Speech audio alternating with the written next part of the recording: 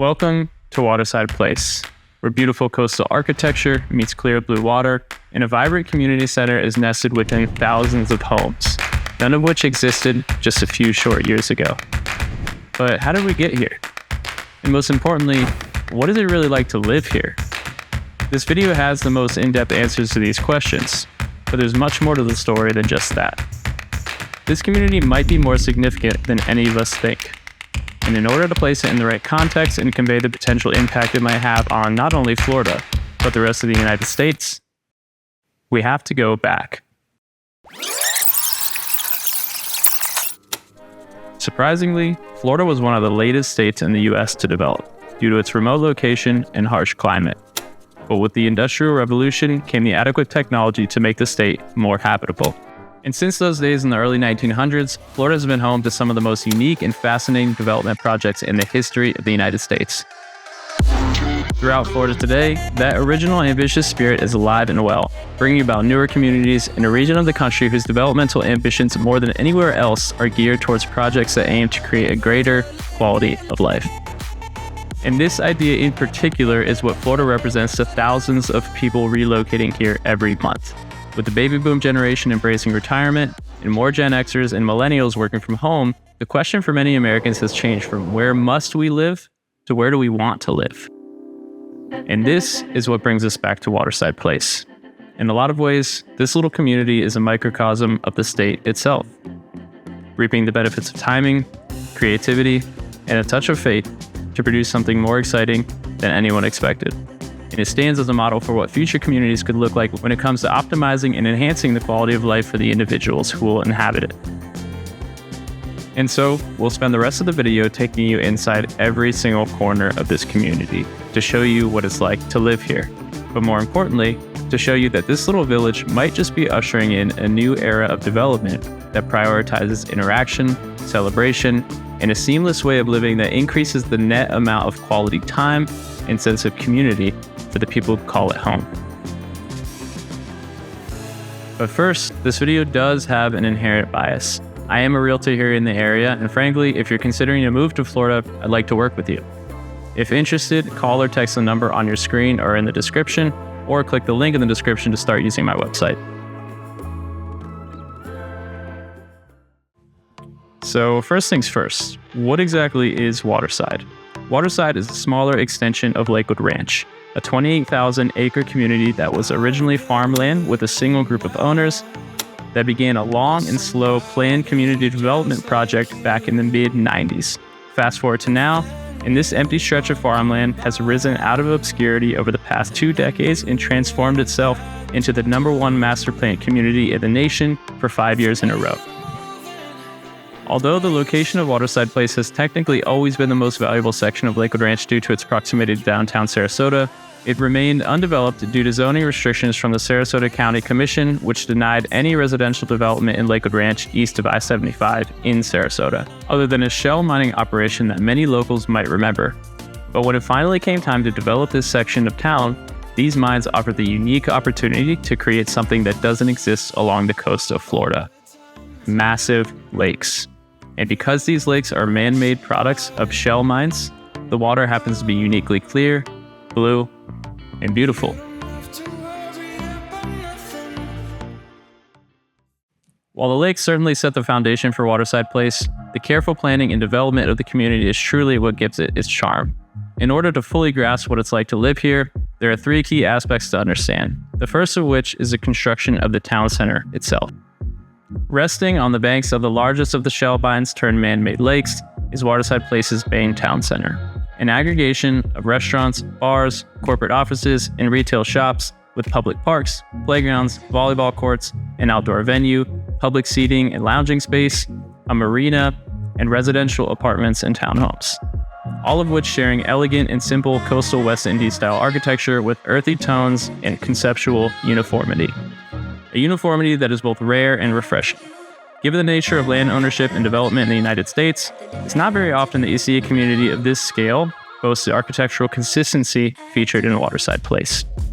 Consistency that reminds me, albeit on a much smaller scale, of the most beautifully planned and constructed cities in the world that we more or less unanimously appreciate. Beyond the architecture lies another subtle feature of Waterside Place that deserves attention: the center plaza and surrounding area for people to just sit and be. Given the relatively small size of the town center, there's an abnormally large amount of space dedicated to public gathering. Space to meet friends, play volleyball, talk to strangers, or enjoy the live music, providing the opportunity for people to loiter, relax, communicate, and play at a place where people can just come and enjoy themselves without a rigid plan. Surrounding the town center are 15 total housing developments, which leads us to another important feature of Waterside Place: its accessibility. As you might expect, there are and will continue to be a lot of wealthy people living here, with some of the homes already exceeding $5 million in value. However, by no means was Waterside exclusively designed for the wealthy. Of the 15 developments, there are 4 apartments and 11 neighborhoods with a surprisingly wide range of prices. For the apartments, units start from around $1,700 per month at the Adley and the Tides and work their way up with Olana and Botanic, and the Row having the higher-end luxury apartments and townhomes at the highest price point. When it comes to the 11 neighborhoods featuring units available for purchase, there's also a surprisingly large price spread.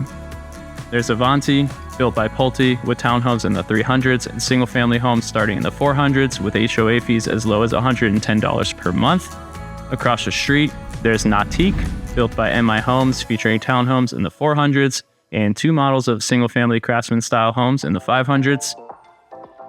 Up the street, you have Emerald Landing, built by David Weekley Homes, featuring higher-end townhomes from the 500s to 900s and urban-style single-family homes with backload garages from $600,000 to $900,000. To the south, you have Windward, built by Neil Communities, featuring paired villas as low as the 400s and single-family homes everywhere in between, reaching all the way up to the low millions. Then back up north, across from Avanti, there's the Alcove, a smaller community with 47 semi-custom waterfront homes, also built by Neil Communities with pricing in the low $1 millions. Then connected to the town center to the northeast, there's Shoreview, a luxury community built again by Pulte, with homes between $1 million and around $2 million. Below Shoreview is Lakehouse Cove, featuring beautiful custom homes from Lee Wetherington and Arthur Ruttenberg on Kingfisher Lake, between $2 and $5 million. In addition to semi-custom homes at a lower price point, built by Homes by Town between $700,000 and around $2 million. Along the same shoreline, there's Kingfisher Estates, a small community of 13 custom to-be-built homes that will feature decks on Kingfisher Lake, all of which will be built by John Cannon. Across Lorraine Road, there's Shellstone, a brand new community just breaking ground, built by Homes by Town and a few other local custom builders, with homes from $700,000 all the way up to potentially $3 million. And then finally, there's Wild Blue, comprised entirely of custom homes from 5 luxury local builders, with homes starting at around $1.5 million and likely exceeding more than $6 million. While there is a vast array of housing options in Waterside, there's one fact that may surprise you. None of these communities will be gated or blocked off from the rest of town. In fact, much of Waterside is lined with sidewalks that weave from neighborhood to neighborhood without any stops or blockages. So although the residential neighborhoods have been carefully curated and developed, the surrounding neighborhoods function the same way an organically developed city would, allowing people to walk, jog, and ride their bikes through various neighborhoods and into town without obstruction. And since it does feel like the nicer section of a more organically developed city that is accessible to the public, it has the ability to attract more people from outside the community. In other words, you don't have to live within the confines of Waterside Place to enjoy it. And never is that more apparent than on Wednesday nights when the streets are lined with food trucks, a new musician playing outdoors on the water, and the literal largest recreational cornhole league in the nation, all converging along Lakefront Drive. Or just a few days later in the week during the Sunday markets, where the streets are again lined with vendors from all over, there's more live music in the air, and families come to enjoy the views, the food, the playgrounds, and the rest of the free amenities. Beyond Waterside's accessibility lies another important detail: its layout.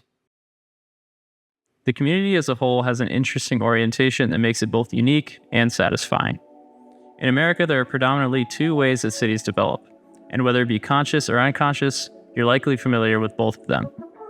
As far back as 500 BC in China, Greece, and pre-Aztec societies in Mexico, cities were developed using the orthogonal grid, otherwise known as the grid system.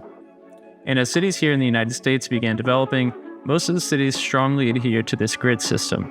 According to a recent study conducted by USC, the United States and Canada's major cities adhere to the grid system more than anywhere else in the world. Some of the most notable orthogonal grids include Miami, Washington, New York, and Chicago. But as early as the 1930s, with mass production of cars, along with FHA regulations lowering down payments to 20% and extending mortgages to 30 years, the housing boom began taking over America, and with it, the second form of development, the suburban sprawl. Throughout the remainder of the 20th century, as suburban sprawl continued to dominate the residential development, American towns started embodying an uncanny resemblance to one another.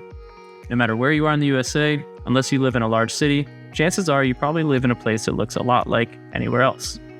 You get off on the interstate, pass by a few gas stations, a few fast food stops, a couple big box stores, and then pass by a few winding neighborhoods with tract homes and cul-de-sacs. And if you're lucky, a small downtown area or a mall that requires you to get in your car and drive before you can enjoy it.